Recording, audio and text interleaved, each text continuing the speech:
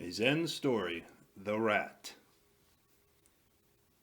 A fencing teacher on a journey visited a temple and was given hospitality by the priest whom he knew.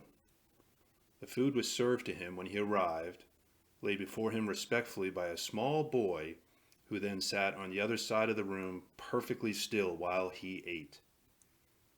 On the hot summer evening, the sliding doors into the garden were open, and the master noticed a rat creeping stealthily in.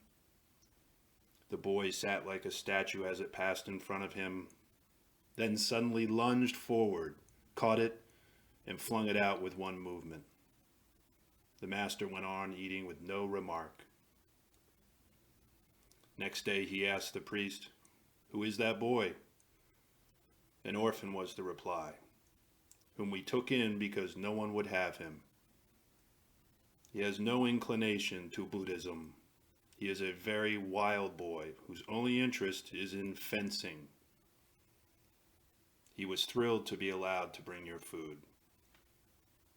The teacher said, "If he is willing, I will take him off your hands and train him." 10 years later, this boy was a good fencer, and he had a duel against a man whom he believed to be technically superior. He consulted his teacher to inquire whether there was any trick by which he might hope to win. "That man knows them all," said the teacher. "But think back to when you first met me and caught that rat. Did you think how you would set your hand on it?" "No, I simply caught it." "Then do the same in your duel tomorrow. Don't think of any particular way of attack or defense.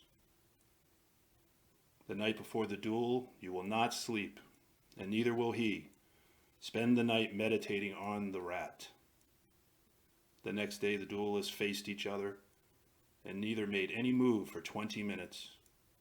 This is a sort of psychological contest in which the less experienced man loses patience and comes out with any special attack which he has prepared, without waiting for the proper opening.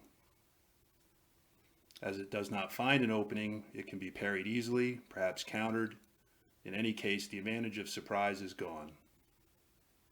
The young fencer did not fall into the trap, because he had not prepared any special attack.